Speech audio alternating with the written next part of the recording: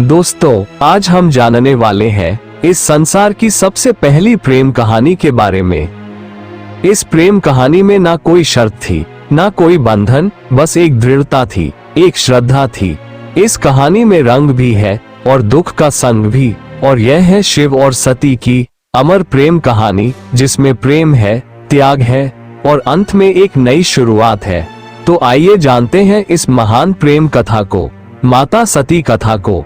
लेकिन उससे पहले आपसे अनुरोध है, अगर चैनल पर नए हैं तो चैनल सब्सक्राइब जरूर करें और बेल आइकन प्रेस करना ना भूलें और कमेंट में हर हर महादेव जरूर लिखें। दोस्तों, सृष्टि के आरंभिक काल की बात है, जब ब्रह्मा ने अपने मानस पुत्रों को रचा। उन्हीं में से एक थे दक्ष प्रजापति, अत्यंत बुद्धिमान परंतु उतने ही अहंकारी। दक्ष को अपनी योग्यता, अपनी शक्ति और अपने सृष्टिकर्ता के कुल से उत्पन्न होने का बड़ा अभिमान था। राजा दक्ष ने वर्षों तक तपस्या की और देवताओं से वरदान पाए संतान की प्राप्ति के लिए। उसकी यह तपस्या रंग लाई और उसे एक अत्यंत दिव्य कन्या की प्राप्ति हुई, वही जिसे हम आज देवी सती के नाम से जानते हैं। सती का जन्म किसी साधारण कन्या की भांति नहीं हुआ था। उनका स्वरूप स्वयं शक्ति का अंश था और कहते हैं वो स्वयं आदि शक्ति का अवतार थी। दक्ष को अपनी पुत्री पर गर्व था, लेकिन साथ ही उसके मन में एक अभिलाषा थी कि वह अपनी इस कन्या का विवाह किसी महान देवता, किसी वैभवशाली राजकुमार या किसी प्रतिष्ठित व्यक्ति से करेगा। उसे ये कल्पना भी नहीं थी कि उसकी पुत्री का हृदय वहां बंध चुका है, जहां वैभव का कोई मोल नहीं, जहां वैराग्य ही आभूषण है, और वो है भगवान शिव। देवी सती बचपन से ही विचित्र स्वभाव की थी। अन्य कन्याओं की तरह ना तो उन्हें श्रृंगार में रुचि थी, ना ही राजसी जीवन की भव्यता में। जब जब वो शिव की चर्चा सुनती, जब किसी ऋषि द्वारा शिव की महिमा का वर्णन होता, उनका हृदय गहरे भावों से भर उठता। शिव जो शमशान वासी है, जो मृग चर्म धारण करते हैं, जो भस्म रमाते हैं और सर्पों को आभूषण की तरह पहनते हैं। आम कन्याओं के लिए ये भय का कारण होता, पर सती के लिए यही शिव उनके अंतर्मन में बस चुके थे। धीरे धीरे यह आकर्षण भक्ति में बदला और भक्ति प्रेम में। अब सती का एक ही लक्ष्य था, शिव को पति रूप में प्राप्त करना, पर यह मार्ग आसान नहीं था। जब दक्ष को सती की इच्छा का आभास हुआ तो वह क्रोधित हो उठा। उसकी आंखों में तो शिव एक जंगल में भटकने वाले योगी मात्र थे। उसने सती को समझाने का प्रयास किया कि वह किसी योग्य राजसी और सम्माननीय वर को चुने, पर सती अब निर्णय कर चुकी थी। उन्हें किसी धन, वैभव या पद की आवश्यकता नहीं थी। उन्हें चाहिए था वह परम पुरुष, जो संन्यास में भी पूर्ण है, जो मौन में भी संपूर्ण है। और इसी लक्ष्य के लिए सती ने आरंभ की कठोर तपस्या। पर्वतों की गुफाओं में प्रचंड वायु और वर्षा के बीच सती ने भोजन तक त्याग दिया। उन्होंने पृथ्वी पर बैठकर खुले आकाश में बिना निद्रा केवल शिव के ध्यान में लीन रहकर दिन, सप्ताह और महीनों का तप किया। देवताओं तक को आश्चर्य हुआ कि एक कन्या इतनी कठोर तपस्या कैसे कर सकती है, और जब उनकी तपस्या की अग्नि ने त्रिलोक को प्रभावित करना शुरू किया, तब अंततः भगवान शिव ने उनकी भक्ति को स्वीकार करने का निर्णय लिया। पर ये तो आगे की कथा है। अभी तो एक पिता के अहंकार और एक पुत्री के समर्पण की टकराहट शुरू हुई है। जहां एक ओर दक्ष चाहता है कि सती उसके राजनैतिक सपनों की सीढ़ी बने, वहीं दूसरी ओर सती हर सांस के साथ शिव का नाम जपती है। सती अपनी तपस्या में लीन थी। उनका एकमात्र उद्देश्य था शिव की प्राप्ति। अंततः उनकी भक्ति से प्रसन्न होकर शिव प्रकट हुए। जैसे ही सती ने अपनी आंखें खोली, उनके सम्मुख खड़े थे वही जिनके लिए उन्होंने सब कुछ त्याग दिया था। शिव ने उनके तप, प्रेम और अटल श्रद्धा को देखा और कहा, हे देवी, तुम्हारा प्रेम मुझे बाध्य करता है। आज मैं तुम्हें अर्धांगिनी के रूप में स्वीकार करता हूँ। इस वचन के साथ पूरे ब्रह्मांड में आनंद की लहर दौड़ गई। देवताओं ने पुष्प वर्षा की और फिर आया वो शुभ दिन, जिसका साक्षी स्वयं ब्रह्मा, विष्णु और सारे लोक हुए। शिव और सती का दिव्य विवाह शिव बारात लेकर स्वयं कैलाश से निकले, पर यह कोई साधारण बारात नहीं थी। इसमें भूत, प्रेत, पिशाच, नाग, सिद्ध योगी, ऋषि, देवता सब सम्मिलित थे। शिव की सवारी नंदी थी, शरीर पर भस्म, जटा से गंगा और गले में नाग। ये स्वरूप देख सभी स्त्रियां भयभीत हो उठी, पर सती के चेहरे पर गर्व था, उन्हें अपने शिव पर गर्व था। वैभव नहीं, सत्य का स्वरूप थे वह। विवाह का आयोजन राजसी नहीं था, पर दिव्यता से भरा हुआ था। स्वयं ब्रह्मा ने मंत्रों उच्चारण किया, विष्णु ने कन्यादान किया और समस्त लोगों ने इस मिलन का स्वागत किया। ये केवल दो आत्माओं का नहीं, सृष्टि के दो मूल तत्वों शिव और शक्ति का मिलन था। लेकिन इस भव्य विवाह में एक स्थान रिक्त रहा। सती के पिता दक्ष प्रजापति नहीं आए, क्योंकि उनके लिए यह विवाह एक अपमान था, एक चुनौती उनके अभिमान को। उनके अनुसार यह मिलन योग्य नहीं था, और यहीं से प्रारंभ हुआ उस अग्निकांड का बीज, जो आगे चलकर पूरे यज्ञ को जला देगा। समय धीरे धीरे बीतता है। कैलाश पर्वत पर प्रकृति की गोद में शिव और सती अपना वैवाहिक जीवन शांति पूर्वक और आनंद से व्यतीत कर रहे थे। लेकिन इसी बीच एक और स्थान पर कुछ और ही चल रहा था, राजा दक्ष के मन में। सती के शिव से विवाह को वह अभी तक स्वीकार नहीं कर पाया था। हर बार जब कोई शिव की महिमा का गुणगान करता, दक्ष की भौहें तन जाती।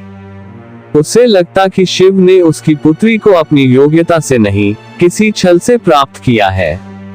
वह अपनी सत्ता, अपना रुतबा, अपनी श्रेष्ठता सिद्ध करना चाहता था, और उसी घमंड ने उसे एक विशाल यज्ञ के आयोजन की प्रेरणा दी। दक्ष ने यज्ञ का आयोजन बड़ी धूमधाम से किया, ऐसा यज्ञ जिसमें समस्त देवताओं, ऋषियों, सिद्ध लोगों और लोकपालों को निमंत्रण भेजा गया। ब्रह्मा से लेकर इंद्र तक हर कोई आमंत्रित था, परंतु एक नाम उसमें अनुपस्थित था, महादेव का।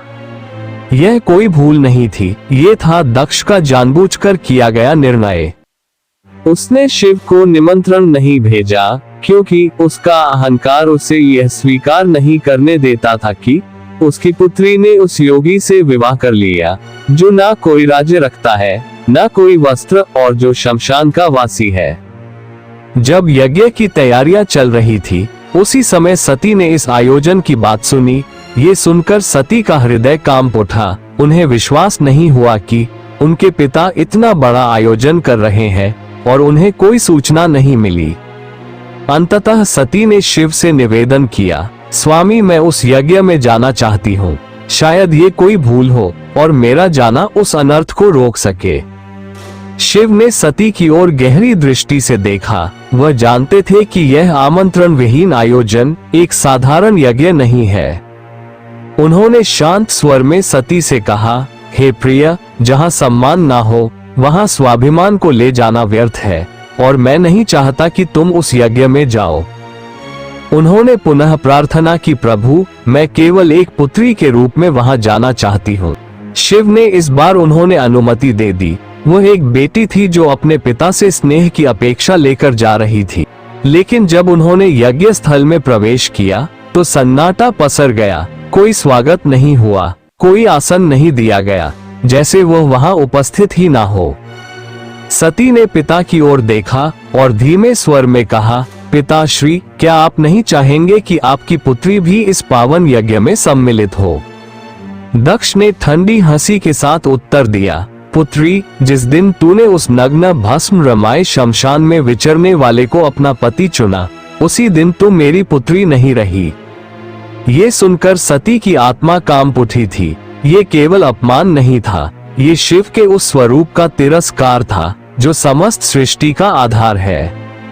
वे उठी, सभा की ओर देखा और बोली, तुम सब यहाँ धर्म की बात करने आए हो, यज्ञ की बात करते हो, पर जिस शिव के बिना कोई यज्ञ संपन्न ही नहीं हो सकता, उसी शिव का तुम अपमान करते हो। फिर उन्होंने आगे कहा, वही काल का भी काल है, जिसे तुम शमशान वासी कहकर हंसते हो, वही मृत्यु से परे है, और जिसे तुम भस्मधारी कहते हो, वही भस्म से मोह को जलाता है। उनकी आंखों में आंसू थे। सभा स्तब्ध थी, कोई उत्तर नहीं दे सका, लेकिन सती का हृदय अब टूट चुका था। उन्होंने कहा, जिस शरीर ने आज मेरे प्रभु का अपमान सुना है, वह शरीर अब इस संसार के योग्य नहीं, और वे सीधे यज्ञकुंड की ओर बढ़ी। वहां उपस्थित देवता उन्हें रोकना चाहते थे, पर सती अब कोई नारी नहीं थी, वह साक्षात अग्नि बन चुकी थी। उन्होंने अपने नेत्र बंद किए, शिव का स्मरण किया और अग्नि में कूद गई। अब इस यज्ञ की अग्नि से वह तूफान उठने वाला था, जो पूरे संसार को तबाह कर सकता था। जब भगवान शिव को ये ज्ञात हुआ कि उनकी अर्धांगिनी अग्नि में समर्पित हो गई, तो उनके हृदय में तूफान उमड़ पड़ा। आंखों में वेदना, मन में शून्यता और आत्मा में आग, यह वो शिव थे जिनका क्रोध ही प्रलय कहलाता है। शिव अपनी समाधि से उठे, उनकी जटाएं लहराए, नेत्र रक्तिम हो उठे और सारा ब्रह्मांड कांप उठा। फिर अपने दोनों हाथों से अपनी जटाएं पकड़ी और उन्हें पृथ्वी पर पटक दिया। उसी क्षण पृथ्वी फटी और उस क्रोध की ज्वाला से प्रकट हुआ एक रूप, भयंकर, तेजस्वी और अजय, वीरभद्र। वीरभद्र कोई सामान्य योद्धा नहीं था, वो शिव के विकराल रूप का अंश था। उसका शरीर अग्नि साधे दिव्यमान था, आंखों में प्रतिशोध की ज्वाला, हाथ में तलवार। उसका प्रकट होना सृष्टि के संतुलन को डगमगाने लगा था। वीरभद्र प्रचंड गति से दक्ष के यज्ञ की ओर बढ़ चला। जैसे ही वीरभद्र यज्ञ स्थल पर पहुंचा, आकाश में अंधकार छा गया। वह बिना रुके आगे बढ़ा, पहले यज्ञ वेदी को तोड़ा, फिर वेद पाठ करने वाले ब्राह्मणों को हटाया। उसकी आंखों में एक ही लक्ष्य था, दक्ष। वीरभद्र के सामने कोई नहीं टिक सका, वह अकेला था, परंतु अजय उसके प्रत्येक प्रहार में शिव का श्राप था और हर गर्जना में सती का विलाप। अंततः वह दक्ष के सामने पहुंचा और एक ही झटके में वीरभद्र ने अपनी तलवार से दक्ष का सिर धड़ से अलग कर दिया। पूरी सभा में सन्नाटा छा गया, देवता स्तब्ध रह गए, यज्ञ की अग्नि बुझ गई और पृथ्वी पर सिर्फ राख रह गई, वो राख जो अहंकार, अधर्म और अपमान की अंतिम परिणति थी। वीरभद्र शिव की आज्ञा पूरी कर चुका था, पर यह कहानी यही नहीं रुकती।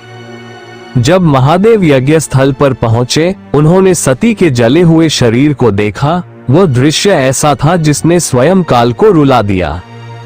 शिव ने धीरे से कपकपाते हाथों से अपनी सती को बाहों में उठा लिया। उनकी आंखों से आंसू थे और फिर वो चल पड़े। शिव सती के शव को अपनी गोद में लिए पूरे ब्रह्मांड में भटकने लगे, उस विरह में जो पूरे ब्रह्मांड को भयभीत कर रहा था। ब्रह्मांड असंतुलित होने लगा, देवता भयभीत हो उठे। तब सभी देवता भगवान विष्णु के पास पहुंचे और उनसे सृष्टि को बचाने की प्रार्थना की। तब विष्णु ने अपना सुदर्शन चक्र चलाया। जैसे ही सुदर्शन चक्र चला, उसने सती के शरीर को टुकड़ों में विभाजित कर दिया। जहां जहां माता सती के अंग गिरे, वहां दिव्य ऊर्जा फैल गई। पृथ्वी के वे स्थान शक्ति से भर उठे और वहीं बने शक्तिपीठ। यह कोई सामान्य स्थल नहीं थे, यह उस अमर प्रेम की गवाही थे जो शिव और सती के बीच था। ये थे वे स्थान जहां स्त्री शक्ति, प्रेम, बलिदान और भक्ति सब कुछ एक साथ साकार हुए। कुछ स्थानों पर सती की आंखें गिरी, कहीं उनका हृदय, कहीं उनके केश, तो कहीं उनके चरण, और हर स्थान एक केंद्र बन गया मां शक्ति का, जो हर रूप में पूजनीय हुई। कभी दुर्गा, कभी भैरवी, कभी भवानी, यही वे स्थान है जिन्हें आज हम कामाख्या, वैष्णव, ज्वालाजी, हिंगलाज और तारापीठ जैसे नामों से जानते हैं। इस प्रकार सती के वियोग से जन्मे ये शक्ति पीठ न केवल देवी के अंग है, यह उस प्रेम की शाश्वत उपस्थिति है जो आत्मा से आत्मा तक जुड़ता है। शिव अंततः हिमालय लौटे, पर अब वो ध्यान मग्न हो गए। वर्षों तक एक चट्टान की भांति बैठ गए। सती की स्मृति काल की धारा आगे बढ़ती है, युग बदल जाते हैं, पर कुछ कहानियां समय की सीमाओं से परे होती है। उन्हीं में से एक है वो प्रेम जो अग्नि में तपकर शुद्ध हुआ था, वह विरह जो तांडव बन गया था। उस अधूरी यात्रा को अब पूर्ण होना था। पर यह कहानी यहाँ समाप्त नहीं होती। प्रेम का सफर यहीं पर रुकने वाला नहीं था। जहां अग्नि ने प्रेम का रंग दिखाया था, वहीं से एक नई दास्तान का पैगाम आने वाला था। सती के बलिदान से जो प्रेम जला था, वही आग पार्वती के रूप में फिर फलने वाली थी। यह अंत नहीं, ये शुरुआत है। शुरुआत है एक अमर, अनसुनी और अनोखी प्रेम कहानी की। ये शुरुआत है शिव और पार्वती की। ये शुरुआत है एक नए युग की। दोस्तों, आज के वीडियो में इतना ही। वीडियो अच्छी लगी तो लाइक करें और अपने दोस्तों से शेयर करें और चैनल ज्ञान गंगा हिंदी को सब्सक्राइब करना ना भूलें और कमेंट में हर हर महादेव जरूर लिखें। धन्यवाद।